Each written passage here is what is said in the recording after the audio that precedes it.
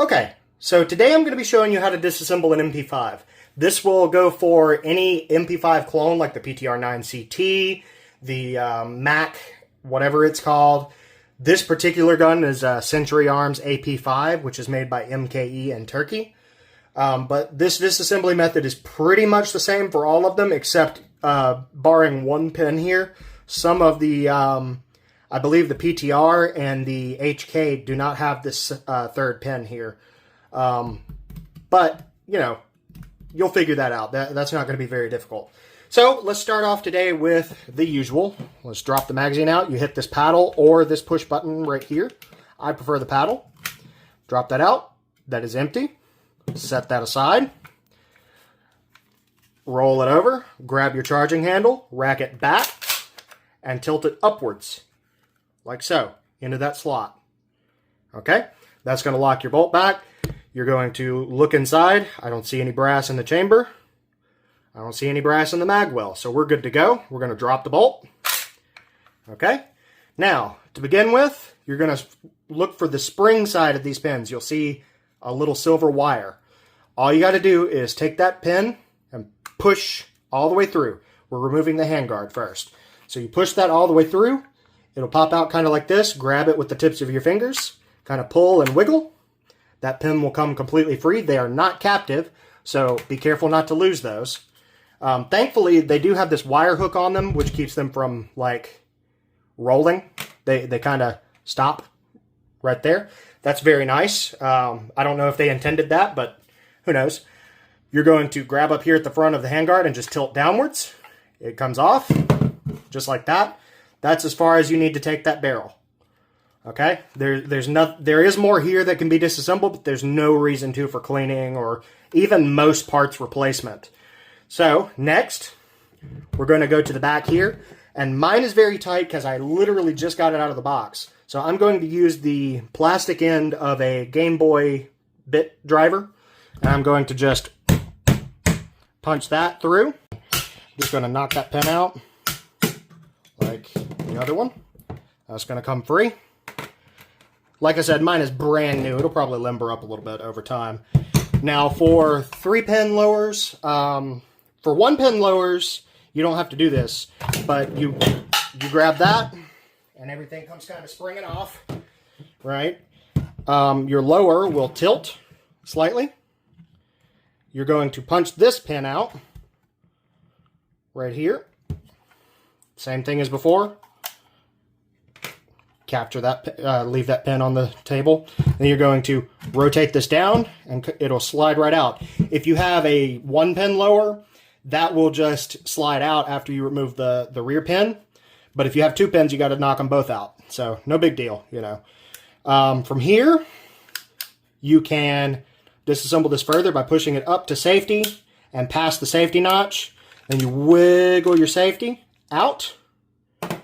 Then you grab your hammer and wiggle, and that comes right out, just like so. Wouldn't suggest going any further than this. I don't see any reason to, but you know, you do you. If you need to replace this this ejector or anything, whatever, set that aside next to your pins. This housing is now completely empty. Nothing you need in there. Next, you're going to grab the tail end of this spring. And I'm learning this as I go. I'm just making my best guess here. I haven't even read the manual yet. That does not come apart any further. Okay. I don't see any reason to take the spring out. I don't foresee any reason that you would want to do that. I know it does come out, but no reason to do that. I believe now you rotate the bolt head, but I'm not entirely sure.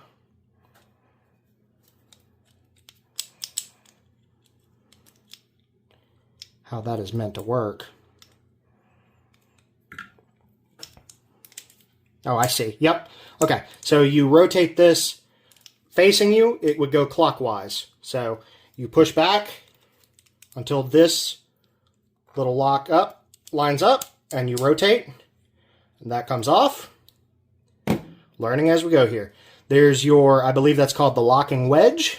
And there's your firing pin.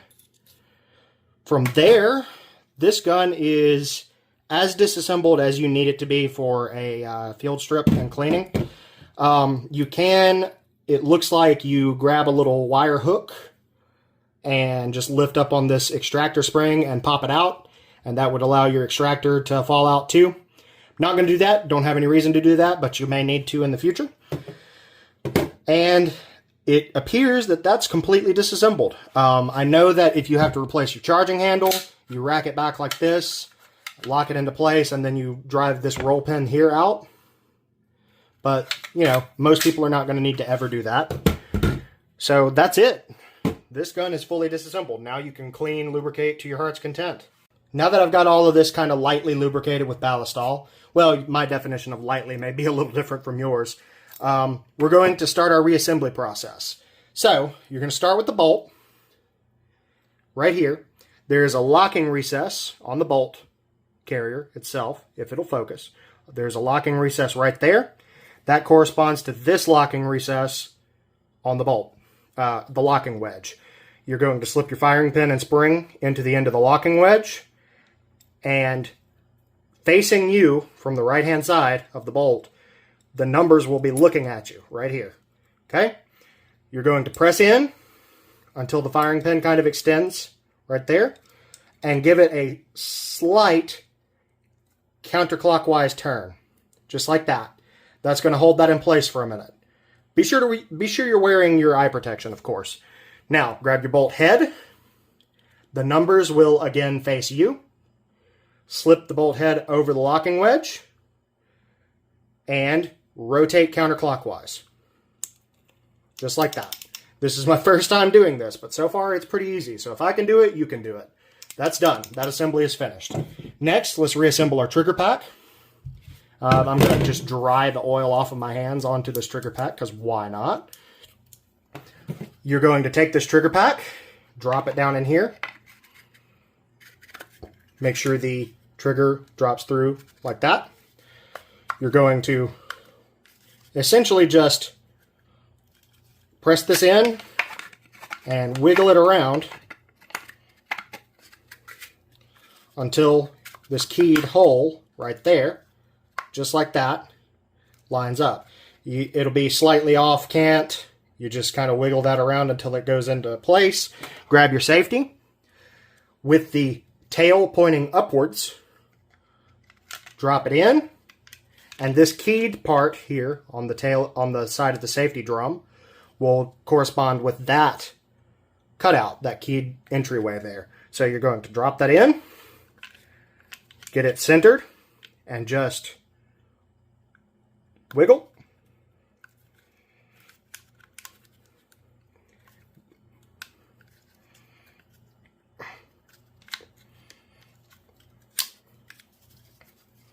There may be some fighting required here. You're going to just drop that in. And you're going to feel a kind of a spring tension, as you can see. You're going to press in as hard as you can and just rotate downwards into the off safe position. Put it back on safe so that you don't accidentally dry fire. You don't want to dry fire any gun like this without the firing pin to stop the hammer. Next, we're going to grab the upper. Let's go ahead and put the handguard on, like so. Now, these don't matter which direction you put them. However, I like the looks of it on the right-hand side. And there are two different kinds of pins. These are both small pins, and this is a large pin. The small pins are interchangeable, as far as I know. You drop that in, press it through. That retains your handguard perfectly fine. Next, we're going to reassemble our lower to the upper. You're going to roll this over like so. This, don't hit the camera. This will lock into this hole here. You kind of wiggle that around onto there, and it rotates up into place back here. You're going to take the other small pin and put it in through this hole, like so, all the way through till it's flush, and that'll leave this pivoting a little bit. Don't worry about that, that's fine. Next, we're going to insert our bolt. Push this in like so. All the way to the bottom. Like that. Tip your lower back into place. Like so. Put your end cap, brace, or stock on. Maybe kind of tight. That's normal. All right. Roll it over. Depress this.